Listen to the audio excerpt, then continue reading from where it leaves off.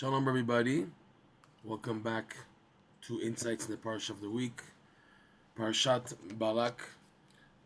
Something very interesting already in the beginning of the Parsha, when Balak sends to Bilaam messengers to bring him to curse the Jewish people, because he heard that his curses are very successful.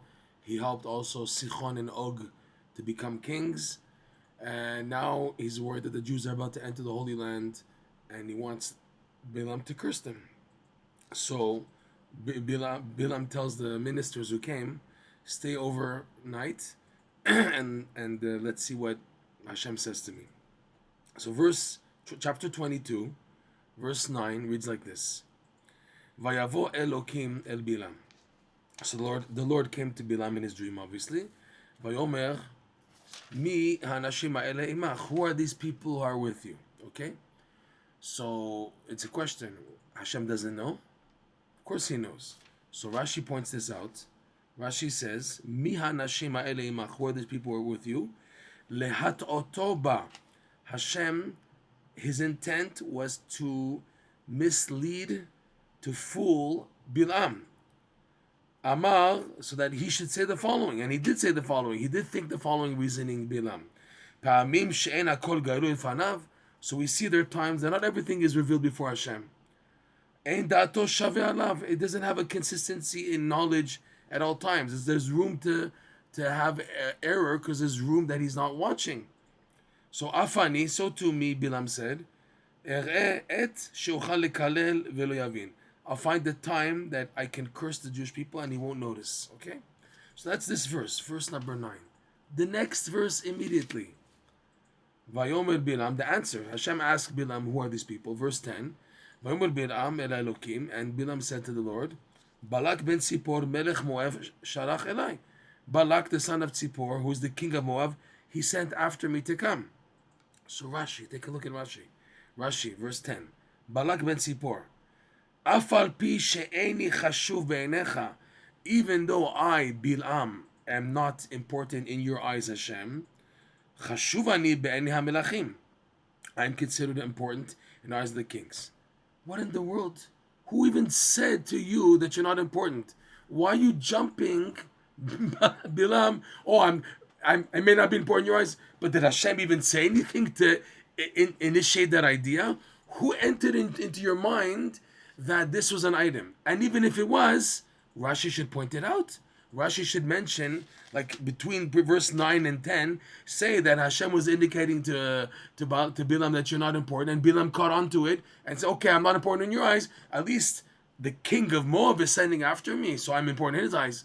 That the whole Rashi is learned out because the verse reads Melech Moab. That's what Rashi points out, because he's sending out to me, so I'm important in his eyes. But who said in the first place that you're not important in Hashem's eyes? Who said that? It's like you see many times, these arguments here in Israel between the secular Jews and religious Jews. So all of a sudden the secular Jew says, what, we're not important? Only you guys are important? And the religious Jews, they laugh. He said, but we didn't even say anything to you guys. Why are you bringing that up? It's like a mentality, attitude. Oh, I may not be important in your eyes, but we didn't say anything. Here also, Hashem didn't mention anything. The answer is unbelievable. What was in the first verse? Hashem gave room for error. What was the room for error? To allow Bilam to feel that Hashem is not watching all the time. What does that mean? If Hashem is not supervising and there's no providence all the time, that means he doesn't really care about me. Because if he really cared about me, he would be watching me 24/7. But now that there's room that he's not watching me, so I'm not important. And if I'm not important, so then I lash out. I'm not important in your eyes. I make that conclusion. The conclusion came because Hashem gave room for error. Let's better understand this whole idea based on what Rebbe Nachman says in lesson 24 of the Likutei Moharan. In lesson 24 of the Likutei Moharan, Rebbe Nachman says that everyone in life has to face a type of a wall called the Keter.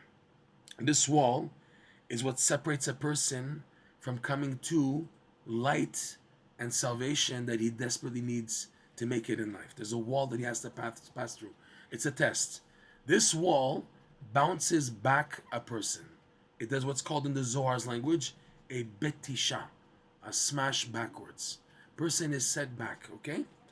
Now this happens especially in the realm of holiness when a Jew is seeking to come closer to Hashem. But there has to be what's called zeh le'umat zeh, a parallel even in the negative world. So even people who are pursuing worldly matters also have to have their type of a smash, if you want to say. Okay? In our context, Hashem was testing Bilaam. Because in the end, Hashem did want Bilaam to come back and to do tshuva and not to do evil, not to do wicked. So Hashem set up a scenario of a smash back. What was the smash back? That a room for error to believe that Hashem is not supervising 24 hours, 24/7. That was Latato. Hashem is saying, who are these people? What, God? You don't know? Like, that's Bilaam's one trying to figure out. You don't know what's happening? Why? What in the world? You're supposed to be the all-knowing God. It was a smash back. It's like a setback that a person feels, Hashem doesn't care about me. Hashem is not concerned about me, because if he were, he would be supervising everything I'm going through. Even the miserable situations and the negative situations. He's not. That was the test of Bilaam. Failing the test, Rebbe Nachman says in lesson 24, is that you don't accept the setback properly. Accepting it properly is through joy, through simcha, and when a setback hits, the normal instinctive reaction is to activate what's called the ratzon. That when a Jew gets a setback, he doesn't say, oh, Hashem doesn't want me, it's finished, it's over. He says, Hashem, I just wanted to be close to you. I just wanted to come back to you. That's all I want. I just want to be a good person. And he starts crying about his distance. That's what Hashem wants to squeeze out of a person when there's a setback. As opposed to a person who has haughtiness and he's depressed and he's not happy. He gets a setback. It's not for me. Hashem doesn't want me. Hashem doesn't need me. So in Bilam's case, Hashem gave room and error to lahat oto, that to fool him. And it was a test of the Keter, pushing him back. He was expected to say, what? God is not knowing? It can't be. It can't be. You know, Hashem is asking, who are these people? In his category, in his level, this was a setback. He did not pass the test, and that came out in the next Rashi, that I'm not important in your eyes, but at least I'm important in the eyes of the king of Moab. Why are you saying that? Why do you feel I'm not important in Hashem's eyes?